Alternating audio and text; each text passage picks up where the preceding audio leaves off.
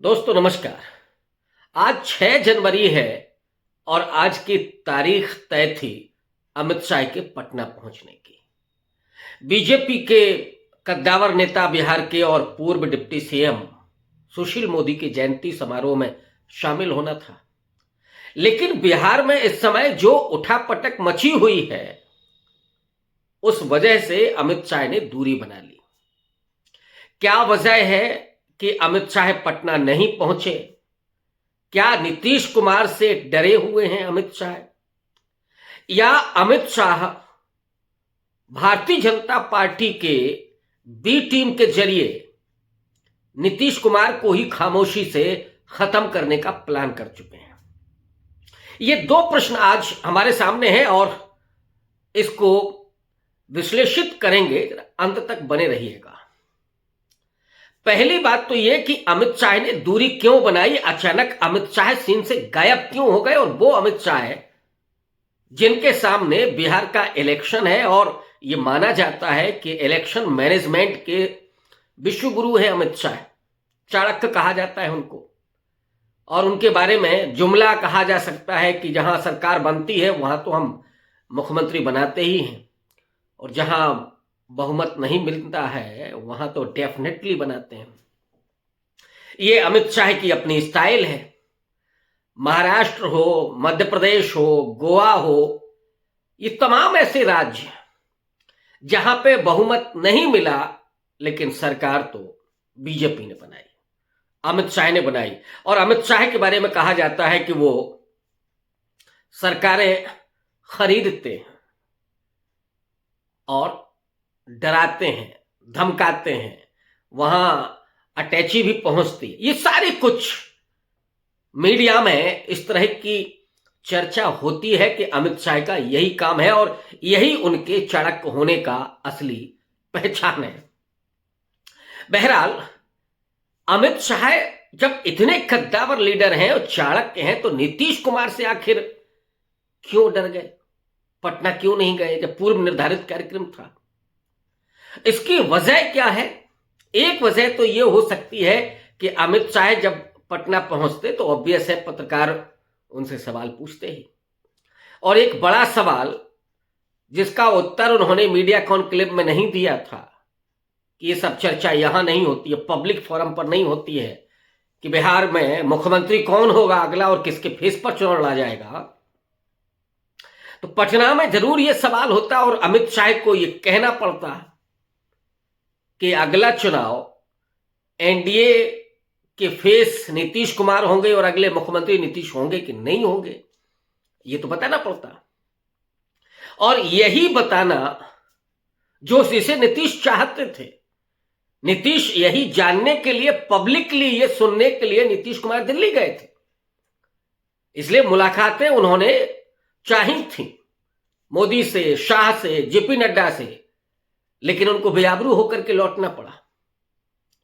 और जब बेरंग लौटे नीतीश कुमार तो नीतीश कुमार ने कुछ ऐसे संकेत दिए कि पलटना तो उनकी फितरत है, नहीं पलटे तो वो काहे का नीतीश। और दूसरी तरफ आंखें भी दिखाना शुरू कर दिया। 25 से 30 फिर से नीतीश प्रगति यात्रा शुरू हो गई, जिसमें न तो मोदी का फोटो, ना अमित शाह का फोटो, किसी का फोटो नहीं। और जो बिहार के तो डिप्टी सीएम हैं बीजेपी वाले, उनको तो रत्ती भर भाव नहीं देते। सुशील मोदी के साथ उनकी अपनी अच्छी मित्रता थी, वो एक पुल का काम करते थे सुशील मोदी। ये तो उनके सामने कुछ भी नहीं है, इसलिए नीतीश कुमार उनको ना तो कभी भाव देते हैं और ना ही उस लायक समझते हैं। अमित शाह जा रहे थे तो ऑब्वियस है कि वो सवाल होते, और आज नीतीश कुमार ने फिर से एक दांव खेला। मैं बराबर कहता रहा हूं कि नीतीश कुमार को इतने हल्के में लेना नहीं चाहिए। बहुत सारे लोग हैं जो ये कह रहे हैं कि नीतीश कुमार तो एकदम पलट जाएंगे, और कुछ ये कह रहे हैं कि वो नहीं पलटेंगे। मुझे लगता है कि मामला बीच का है। नीतीश कुमार शतरंज के घोड़े की तरह चाल चलते हैं, ढाई घर, पहला एक फिर दूसरा फिर शह नहीं देते हैं नीतीश कुमार, सीधे मात देते हैं। ये असली पॉलिटिकल साइंस और पॉलिटिकल खेल है, गेम है नीतीश कुमार का। जो पहला कदम उन्होंने उठाया है, जो पहली चाल चली है, वो बीजेपी के पाले में है। और अभी तक नीतीश कुमार लगभग वही हैं कि अमित शाह और मोदी ये कहें कि 25 से 30 फिर से नीतीश। अब वो नहीं कह रहे हैं तो अपना कैंपेन ही शुरू हो गया। दूसरा, नीतीश कुमार ने जो खामोशी ओढ़ रखी थी, वो खामोशी लालू और नीतीश की पुरानी मित्रता की भी उस दरमियान कुछ कह रही थी वो खामोशी। हालांकि कल उन्होंने कहा कि नहीं, वो जहां है वहीं ठीक है, कहीं नहीं जा रहे हैं। ये नीतीश की भाषा नहीं है। नीतीश जब बोलते हैं तो बोलते हैं कि नहीं, कहीं नहीं जाएंगे। पहले तो कह चुके हैं जब वो आरजेडी के साथ थे कि मरना पसंद करेंगे, नहीं जाएंगे, तब भी पलट गए। और बीजेपी के साथ गए तो अब नहीं पलटेंगे, अब कहीं नहीं जाएंगे, बस जहां है बस वहीं रहेंगे। 2 बार गलती हुई, क्या तीसरी बार गलती नहीं हो सकती? तो अगला कदम नीतीश का यह भी है कि यहां साइलेंट मोड पर और चीजों को अपने हाथ में रखा जाए। अगर इधर से सिग्नल नहीं मिलता है तो हरी झंडी फिर इधर दिखा दी जाए। इसलिए मैं कह रहा हूं मामला कहीं बीच का है। लेकिन बीजेपी भी हल्की खिलाड़ी नहीं है। नीतीश बाबू जितने बड़े खिलाड़ी हैं, मोदी और शाह उससे कम तो नहीं है। और कम नहीं होने का मतलब है कि एक गेम चल रहा है पटना में, और वो गेम है प्रशांत किशोर के माध्यम से। प्रशांत किशोर जो वैनिटी बैन लेकर के आमरण अनशन पर थे, और वैनिटी बैन में जाकर क्या करते थे, वो तो कह रहे केवल वॉशरूम करने जाते थे। आमरण अनशन चल रहा था। भोर में 4 बजे उनकी गिरफ्तारी हुई। एक थप्पड़ बगल वाले लड़के को पड़ा तो गोदी मीडिया ने ये स्यापा करना शुरू कर दिया, ऐसा प्रशांत किशोर को थप्पड़ पड़ा है। और बिहार पुलिस, पटना पुलिस तो ये वाहियात है, ये है, बेहया है, निर्लज्ज है, क्रूर है। तो वही गोदी मीडिया जो ये सब चला रही थी, उसने ये नहीं कभी बताया कि जो डल्लेवाल साहब 40 दिन से भूख हड़ताल पर हैं, उनसे कोई रहम नहीं, उन पर कोई ट्वीट नहीं। किसान आंदोलन में 750 लोगों की शहादत हो गई, उस पर कोई चर्चा नहीं, कोई स्यापा नहीं। लेकिन प्रशांत किशोर से अतिरिक्त प्रेम और मोह मोहब्बत ये सब चल रहा है।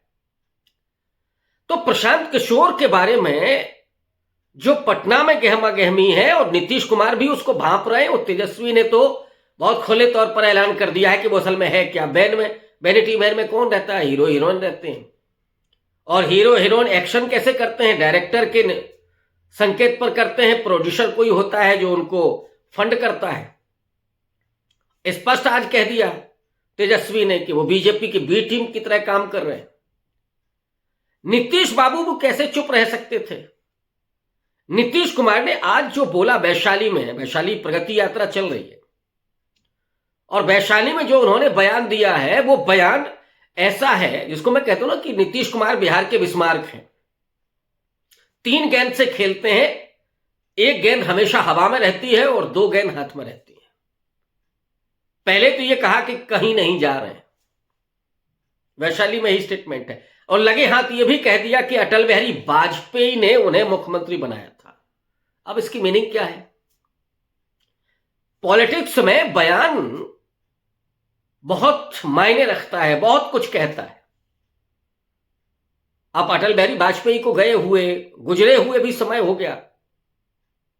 बीजेपी की राजनीति अटल और आडवाणी युग से मोदी और शाह युग तक आ गई, और इसमें कोई बेमुरब्बती नहीं। सरकारें बनाना, सरकारें तोड़ना, जो घटक दल हैं उनको खत्म करना। क्या हुआ उड़ीसा में बीजू जनता दल के साथ? खत्म कर दिया नवीन पटनायक को। महाराष्ट्र में क्या हुआ? शिवसेना का खत्म कर दिया, तोड़ दिया। तो जिसने दोस्ती की उन्हीं के साथ दगा की। ये बीजेपी का असली डीएनए है, असली पहचान है। वो कानपुर में एक ठग्गू का लड्डू है और उसके डिब्बे पर लिखा होता है ऐसा कोई सगा नहीं जिसको हमने ठगा नहीं। बीजेपी का जो मोदी और शाह की बीजेपी है, उसका डीएनए भी वही है कि ऐसा कोई सगा नहीं जिसको हमने ठगा नहीं। अपने वोटर्स को भी ठगना, अपने भक्तों को भी ठगना और अपने सहयोगियों को भी ठगना, यहां तक कि भाजपा के नेताओं की भी बाट लगा देना। राजनाथ सिंह की क्या हैसियत है, नितिन गडकरी की क्या हैसियत है, गडकरी कभी कभी सिर्फ बोल भर पाते हैं। सुब्रमण्यम स्वामी बकते रहे, कुछ भी क्या फर्क पड़ता है। बाकी तो नेता पानी भरते हैं सब। शुक्र है कि मोदी जी की चप्पल नहीं उठाते हैं, मोदी जी का जूता नहीं पहनाते हैं।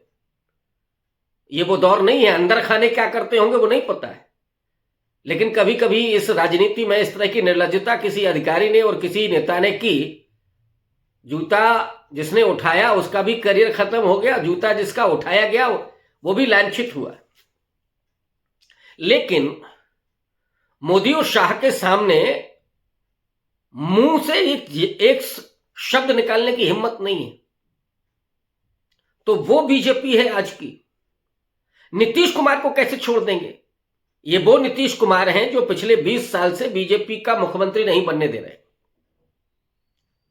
नीतीश कुमार को इस बार बिल्कुल खत्म करने पर आमादा है बीजेपी। बीजेपी कतई नहीं चाहती कि नीतीश कुमार अगले मुख्यमंत्री हों। महाराष्ट्र दोहराना है। लेकिन यह भी ध्यान रखिएगा कि नीतीश कुमार एकनाथ शिंदे नहीं है। और अमित शाह जिस तरीके से महाराष्ट्र में सफल हो गए, उस तरह से क्या बिहार में सफल होंगे? जब चाचा और भतीजा कितना भी एक दूसरे के प्रति दूर हो, लेकिन जब मामला आएगा तो जिसको कहते हैं ना कि आदमी झुकता तो अपने ही घर परिवार की तरफ, तो घुटने की तरफ ही, घुटना अपने पेट की तरफ ही मुड़ता है। तो ये जो घुटना है, ये जो नीतीश कुमार हैं, जब उनको ये लगेगा कि अब उनका करियर खत्म कर दिया गया है बीजेपी के द्वारा, प्रशांत किशोर को लाकर के उनकी राजनीति को साफ किया जा रहा है, जमीन उनकी खोखली की जा रही है, वो जो कंधे पर हाथ रखा था ना चाचा ने राजभवन में, जहां नए नए सूबेदार पहुंचे, नए नए राज्यपाल पहुंचे, उनके शपथ ग्रहण समारोह में, ये जो कंधे पर हाथ रखना राजनीति में संकेतों की भाषा होती है।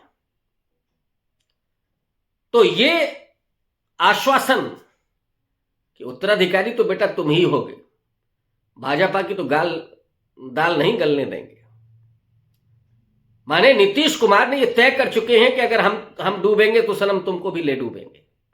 तो अमित शाह का नहीं पहुंचना वो ये बताता है कि अमित शाह अभी गोटियां खेलने के मूड में है और नीतीश कुमार को निपटाने के मूड में है। लेकिन नीतीश कुमार का बयान ये कह रहा है कि अभी दम बहुत है, इंतजार कीजिए, थोड़ा इंतजार का मजा लीजिए। तो बिहार में अभी खेला खत्म नहीं हुआ है और ये लंबा चलेगा और इसका अंत वहां से होगा कि पटाक्षेप वहां से होगा, या तो मोदी और शाह को यह कहना पड़ेगा कि नीतीश कुमार ही अगले मुख्यमंत्री होंगे, या तो फिर नीतीश कुमार की जमीन खत्म करने की पीके के माध्यम से करनी पड़ेगी।